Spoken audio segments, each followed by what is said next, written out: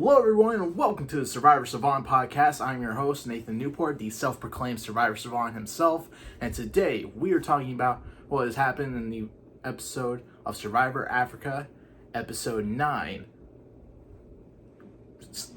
Smoking Out the Snake. That's what it was. I almost lost my train of thought there.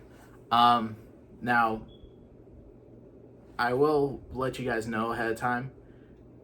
Wait, episode 9? I thought we were on episode 8.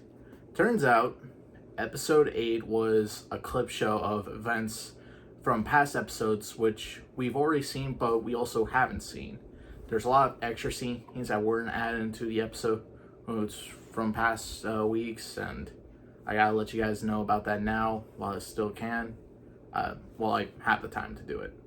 So, just to clarify, we're on episode 9, episode 8 was a clip show, and let's get on with it. So, we come back from the tribal council where Clarence was voted out. Lex himself is surprised about getting 2 votes. I mean, 1 vote, sure, because of Clarence, because he would have been the odd man out. But 2 votes. 2 votes against Lex? Now, that's preposterous, if you ask me. Or if you ask Lex. And Lex himself is furious about it, and it's really fuming him. And he's wondering to himself who the snake is, as he would say, that voted him. And Kelly is so appalled by Lex's attitude about getting votes, and he really wants to find the snake, and he really wants to take him out for voting for him. And she was like, you got votes, big deal. You're not exactly the most perfect person either, or in that regards. So it's kind of, it's, Lex is kind of being like, not selfish, but also like, I don't know, Lex is kind of showing him his true self when it comes to like, after receiving votes, and he is determined to find Snake, and he's starting to show a little bit of his true colors in this game. And Kelly's taking light of that, and I think Lex at one point thought about thinking that it was Kelly that voted for him, and she in the confessional, I don't know why I was having a hard time saying that, in the confessional telling us that she didn't vote for Lex, she didn't know who voted for him, and she was like, she doesn't care, because, I mean, yeah, she was considering on voting out Lex at some point, but she didn't vote at the last tribal council. And I'm like, you know what, whatever, go ahead and bruise your ego a little bit more, or something like that. And Kelly just really, he doesn't like Lex at this point, because he really is starting to show his attitude in the way he wants to win, and the way he's being strategic in this game, you know? So it's starting to become clear, and we all know, I mean, yeah, we know who voted for Lex, along with Clarence. It was Teresa, T-Bird, because both Clarence and T-Bird made a promise that they wouldn't vote for each other at tribal council. Of course, T-Bird wouldn't get votes because she was wearing immunity, but she didn't write Clarence's name down, so she voted with him to vote Lex. And she, rightfully so, doesn't tell anybody about it because she doesn't want to get caught or have her game be blown up because of it. And honestly, I mean, if it was a game, or if I was in the game and the vote was going to be unanimous no matter what, and if I was on the outer ends voting with somebody because they asked me not to vote for them, yeah, I would do it, but I'm not sure if I would own up to it. I mean, in a new era of Survivor, you would get caught immediately for being on the other side of the votes, and everybody would own up to it. And I'm not going to tell anybody that I voted for this person. And if it were me in that scenario, and it would be a majority vote, I would vote with the group. I would stay less on the numbers and more involved within the bigger numbers and not be left out. I don't want to be that person. And if I were on the outs, I would try my hardest to not tell anyone that I was the odd person out along the person who got voted out, and try to sway them to vote somebody else out. A little dirty, I know, but it's a game of Survivor. You gotta do what you can in order to last longer in the game, you know? But we get into the reward challenge. I don't say immunity challenge. This is the first individual reward challenge of the season. And this challenge is called Stompede. This is the first time this challenge is aired within this series, and it would be used in All-Stars to Cambodia Second Chances, and I think also it appeared in, actually no, I think it was just those 2 seasons. No wait, three seasons that this challenge had aired. Now this is an interesting challenge. So here's how it works. You got this big tower with a basket on top, and you got and you have this plank, wooden plank, where you would put an item on one side of the plank, and then you yourself has to like jump on the plank in order to land the item in the basket on top. The first person to get all their items in their basket wins the reward.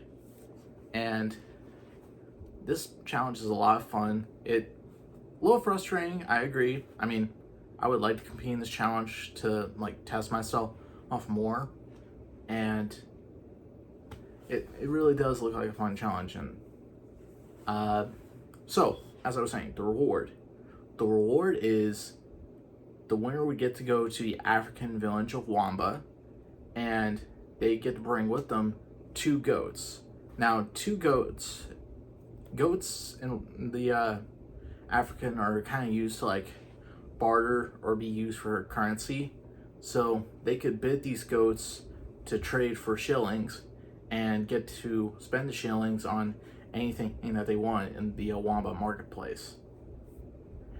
So it's gonna be interesting, and it's definitely a once-in-a-lifetime experience that nobody could forget about. So we get to the challenge, and everybody's trying to get their items on the planks and stomp on it and try to get them in the basket. It's deniably really hard. I mean, it is acceptably very hard.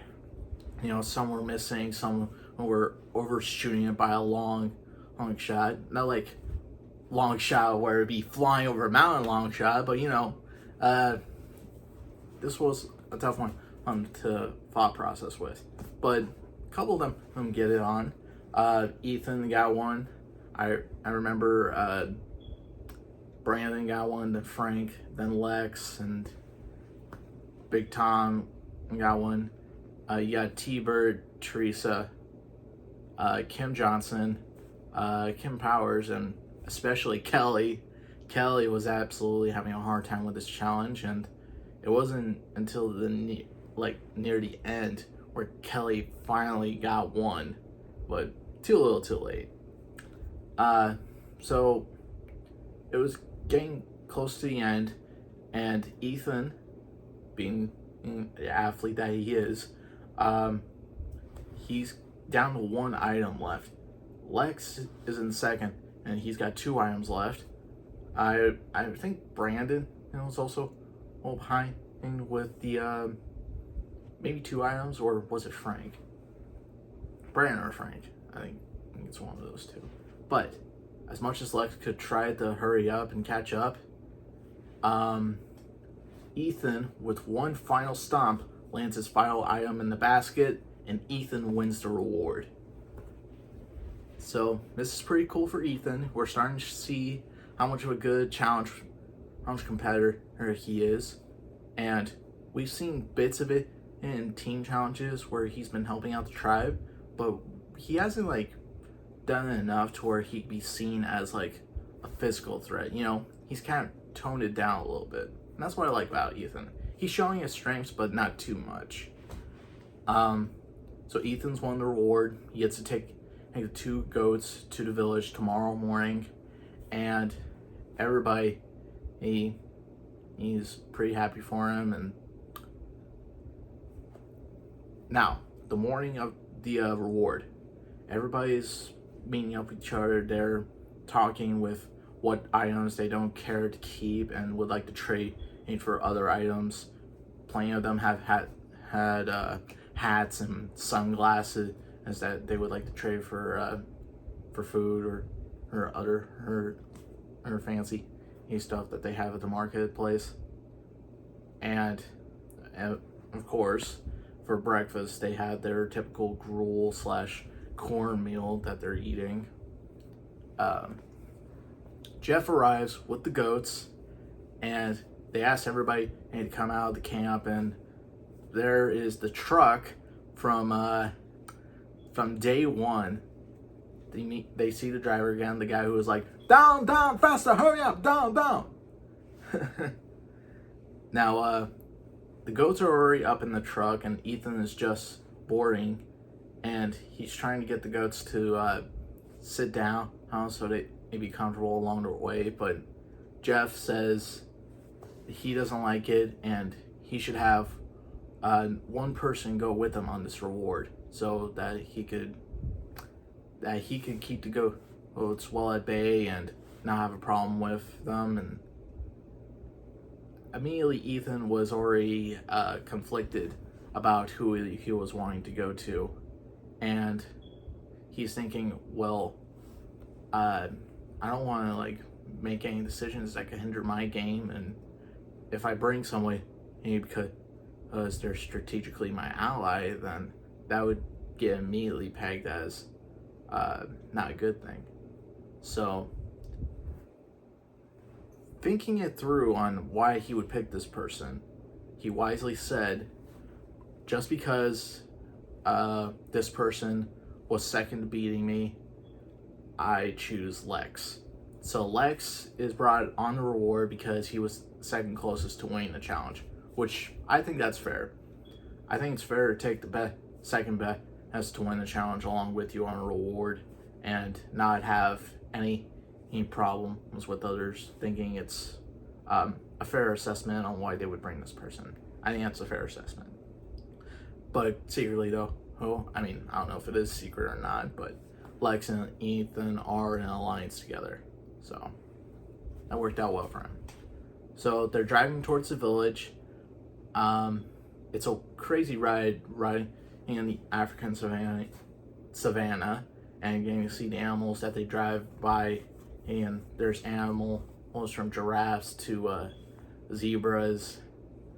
I mostly just saw the giraffe, but they arrive at the village, and in that village there's a lot of people. We saw camels, there was donkeys, I know I saw a couple of cows there too, and there was even a small dog in that village. That's crazy. Oh yeah, there's chickens as well. And they arrive at the Wamba village. Now they're trying to get the goats off, and the goats' faces were in the camera, and looking at it, they were interested, and they were trying to like push like the goats off of the. There was one guy out of the truck trying to help, and then there was one guy in the truck trying to get him or load him off the truck. But it was interesting, and everybody's watching them. It's definitely a fish out of water type scenario where these two strangers who have never been out of the country before probably, and never got to experience something like this, they were definitely a fish out of water, and have people look at them like a bunch of strangers, which they were. It was kind of funny in that aspect, but also, what are they thinking of us? They must think we're like a bunch of goofies or weirdos or something like that. Okay, so the goats are finally off the truck. They're walking around the village, see if they could trade somebody or negotiate with them for some shillings. And not gonna lie, if I was walking around in an African village, not knowing what to do and trying to like barter with somebody and how much to spend on for the goats, it would be an interesting experience for me as well. Be out of body and definitely life changing. I'll say that much if that were me out there. But anyway, so they take it to one guy, the goats to one guy at the village. He looks at him and says, 10 and shillings, which is 5 each. And that was kind of like that wasn't a good offer. I'll say that much. That wasn't a good offer. So they moved on, tried to find somebody else to barter with. And there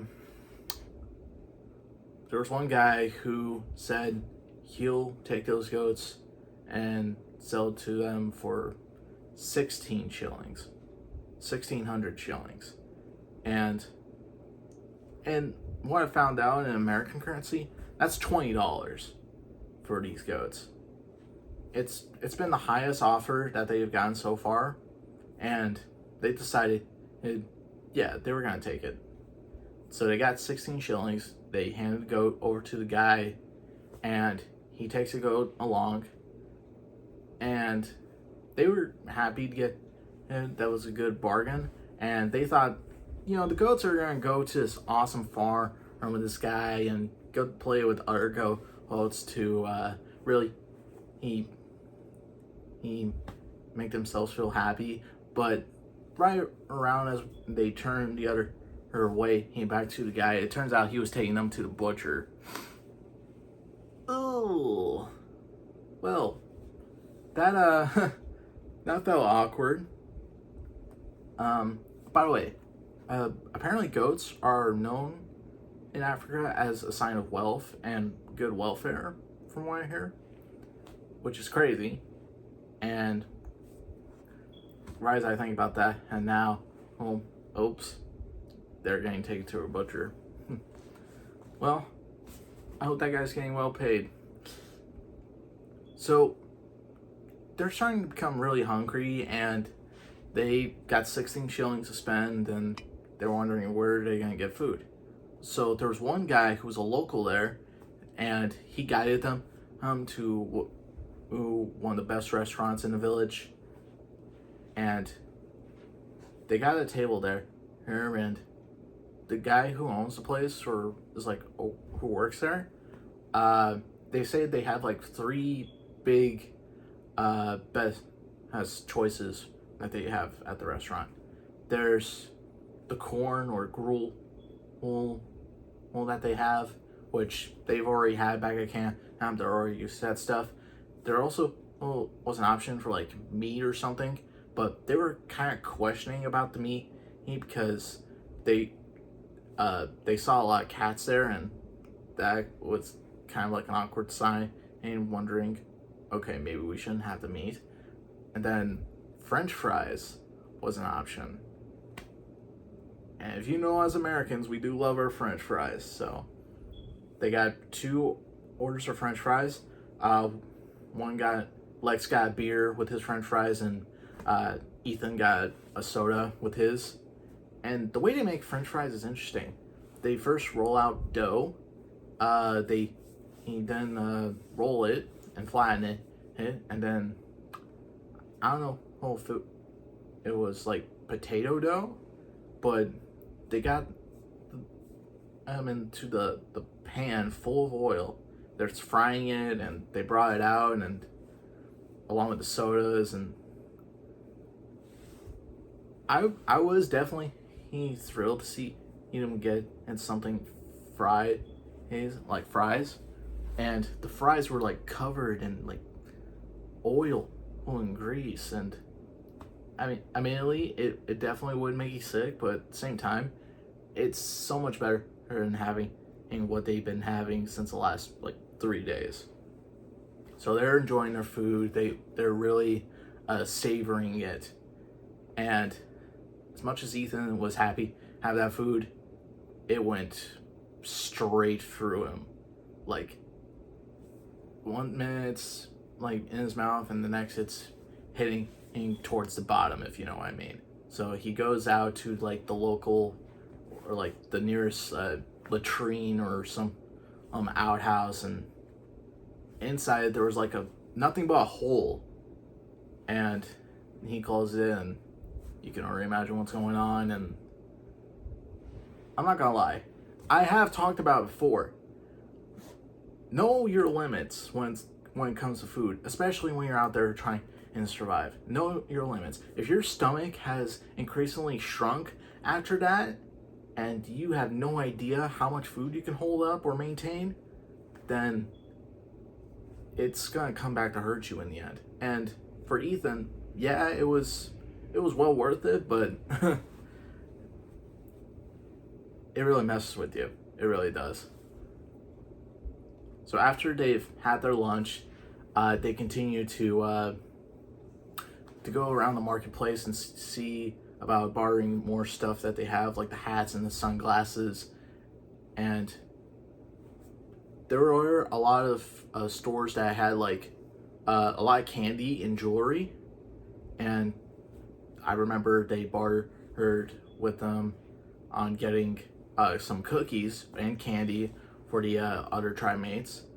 And Ethan himself actually bartered with them some a shirt and a hat that he was wearing off his back, and traded it with them for some comfort items. So it was really cool. And what happened after that, though, was probably like, I think for me it was the best moment of that episode. Ethan, he's with other local kids, and he brought a hacky sack with him as a luxury item, and he was kicking around with his hacky sack and playing along with the kids, and it was really cute to see, especially for him being a soccer player. And he was kicking it with kids, and they were kicking it as well, and it was really fun to see a group of kids get to have a lot of fun with this professional athlete, and they were laughing and having fun. And Lex was even sitting with kids as they were watching him play, and as much fun as they would have, they had to head back. And before he left, though, he handed Ethan through his hacky sack at one of the kids, and he was jumping with joy and smiling about it. And it was such a wholesome moment, and I know that Ethan takes it to heart, and he loved that experience, and it definitely changed his life for the better. And knowing what this guy has done since Survivor and what he has been doing, it really amazes me and really warms my heart to know since then what he has been doing after Survivor. Now, after the reward, they go back to camp, and they're handing out all the treats that they got for them, the new jewelry accessories like bracelets or necklaces, and they got cookies for them. Everybody was thrilled. Even Big Tom was like, Santa Claus, Santa Claus. Like it was Christmas. But of course, it's still a game, and we're all here to play it, and we're all here to win $1 million and get to the end and win the title of Soul Survivor. So, as much as Teresa and Frank were really still trying to, they still haven't forgiven the younger crowd from Samburu about isolating them and leaving them on the outs. But knowing that the votes were going to be 5-4 against Samburu, they know immediately that they're on the bottom, and they need to they need to overthrow the Baron people.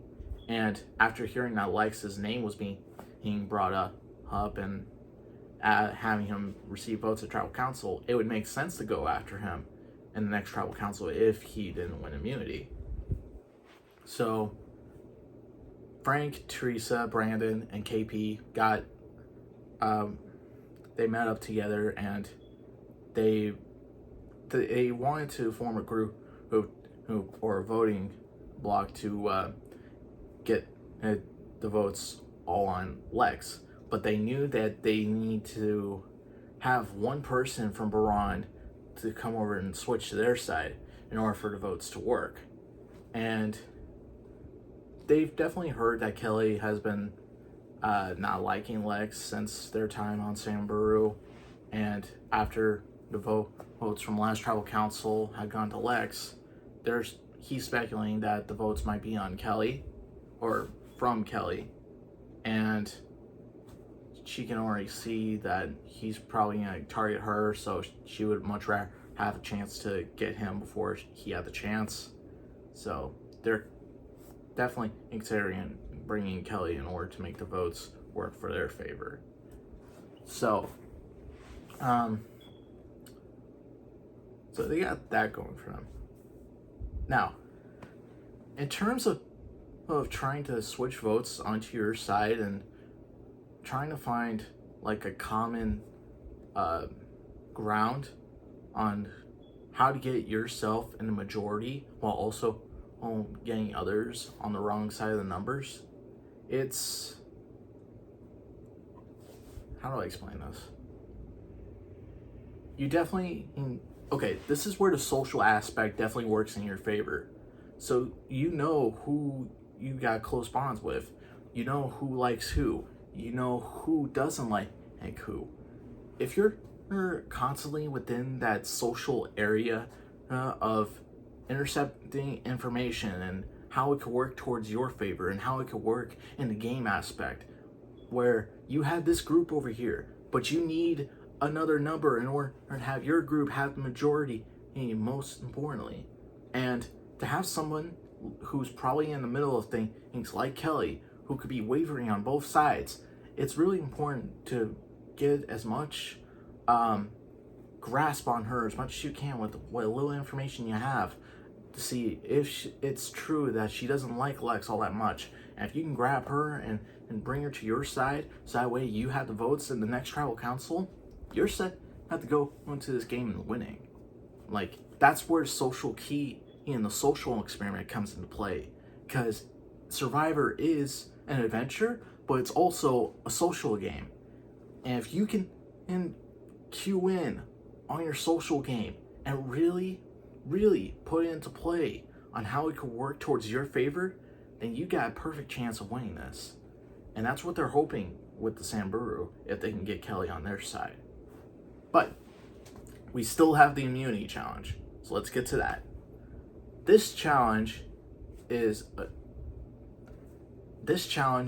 all about memory. Here's how it works.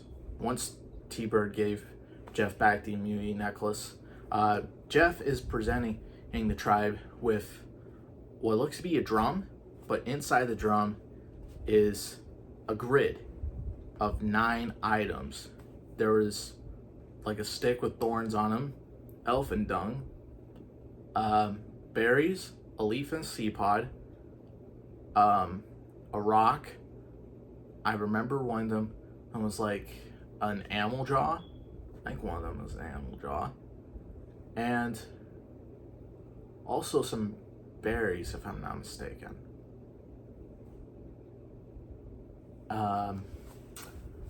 So, here's how it works. Each of the players also have an individual drum, but they're blank. Here's how it works. When Jeff calls out a number, they have to grab the item that was in that number grid, particularly to that number. So let's say when Jeff calls out number 1, which would be in the top right corner, they have to go out to find that item that was in that spot. In this case, it would be the thorny stick. And if they brought it back and if they guessed correctly, they get to move on to the next round. If somebody brings an incorrect item, they're gone, they're out. The last person left standing wins immunity. Now this was an interesting challenge because it really had to play into how well they could remember the items that they were presented in front of them. Now, the first number Jeff called out was number 7. Everybody's racing to get to the item, and they all come back just in time before Jeff could call out the time, and that ends. He's going to check people. The item was a leaf in a seed pod, and most of them guessed correctly, except T-Bird, Kim Johnson, and Kelly. Those 3 are out. It's now down to 6. The next item that Jeff is looking for is number 2. And what was the item? It was literally number 2. That's right, elephant dung. I'm sorry. If you can remember that number 2 was number 2, then you... I mean, that's gotta be obvious. I think they were kind of pointing that out as one of the obvious ones that they could find. We're looking for number 2. What's number 2? It's literally number 2. Oh, that makes sense. But yeah, they brought back elephant dung. Now, 4 of them guessed right. It was Brandon, Big Tom, Lex, who brought a really big piece back, and Ethan, which means Kim Powers. No, wait. Didn't I already say Kim Powers? Oh, Frank. Frank was one of them. And who was the other one? Let's see, there was Kim Powers. There was... Okay, Teresa's out. Kelly, then Kim Johnson. And then it was down to 6. So it would be Lex, then Ethan, then Big Tom, then Brandon, Frank. Was it... Wait, Kim Johnson? Didn't I already say Kim Johnson? It must have been Kim Powers who was out. No, wait. I think Frank was the only one to be eliminated at that challenge, and it was for the girls. I could be wrong. But anyway. It's now down to 4. Lex, Brandon, Big Tom, and Ethan. Now this time, there's a new assortment of items within the grid. They get 10 seconds to look at each item and see if they could recall what was in the grid. Now, whoever has the most items correctly within their memory grid wins immunity. The time starts, everybody's racing to try to get however many they can remember and into their grid. And as time runs out, everybody's got their items. We don't know for sure if anybody's got them all guessed correctly, and it's really getting down to the point where this is really a challenge where your memory really has to be focused in order to win, because one little mistake, it could probably cost you the game. And it's, especially for somebody who like Lex, if he's got a target on his back, then you know for sure that he's got to win immunity in order to stay in the game. But let's get into this. So we start with Brandon first. Brandon has a total number of 6 items guessed correctly.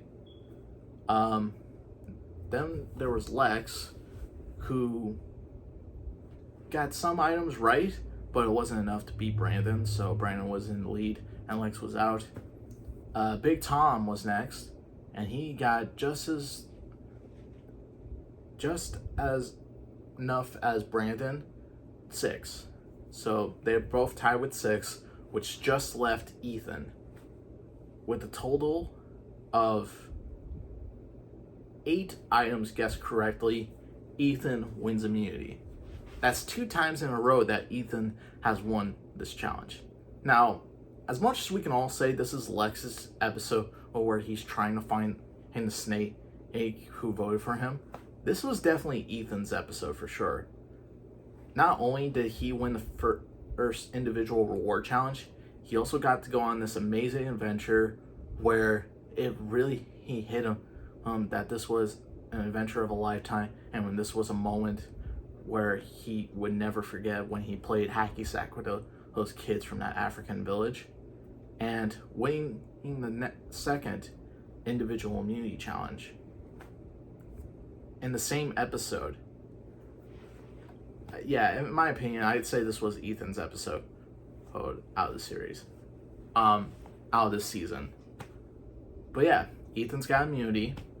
Everybody's at risk of being sent home on tribal council. We get back to the camp, and Lex is definitely determined to make sure that he gets rid of Kelly, because he's suspecting that she is the person who had voted for him in the past tribal council and wants to get her out while he still can. Meanwhile, Kelly was talking with the former Sambaroos, and she's interested in getting Lex out. She's been wanting to get rid of Lex for so long now, and now is the perfect time to do so. But there's one thing that kind of might stumble in their way. Brandon, who still has not forgiven the older folks and is still bitter about working with them, he doesn't want to work with them. He came in this game to play and win $1 million, and he does not want to be on the other side of that crowd and would want to work with them. So we get the tribal council. Now, just to let you guys know, this is the beginning of the jury. So whoever gets voted out is not essentially going home. They will come back to tribal council as a member of the jury. The jury gets to vote who will win Survivor Africa. And let's just get into the votes. Of course, Lex voted for Kelly because he suspects that she's the snake. We got Kim Powers, Teresa, and Frank to vote for Lex, and then Kelly joins up with the 3 Sambaroos to vote Lex out. So that's 4 Lex, and then Brandon decides to vote for Kelly because he doesn't want to be on the wrong side of the numbers, apparently. And so with Lex and Brandon voting for Kelly, Lex convinces Big Tom, Kim Johnson, and Ethan to vote for Kelly. So, with 5 votes to 4, Kelly Goldsmith is the first person to join the jury and is the 8th person voted out of Survivor Africa. This was definitely bittersweet because Kelly has been very honest with her game and not BSing at all, if I'm using the term correctly. And if we're being honest here, if anybody's a snake in this game, it's definitely Brandon, along with Lex. Brandon and Lex are both snakes. They decided to work with each other, 2 snakes in the same village. And this game is absolutely starting to become really twisted now. And we're going to definitely see some new faces with the players that we haven't seen before. So, with that being said, thank you guys so much for watching this episode of Survivor Savant podcast. We're getting into it now. We're starting to merge. I mean, we've already started to merge. We're starting the jury, is what I meant to say. The first person's already out. They're going to be joining the jury. Another person's going to join soon. Whoever it might be, he's definitely going to be very bitter about the people who are going to be left. That's all I can say about that. But this season's getting really good so far. Especially after that episode, it can't get any worse from there. But with that said, thank you guys so much for watching this episode. I hope you enjoyed being outsmarted, outclassed, and outspoken with the Survivor Savant podcast. This is Nathan Newport, signing out.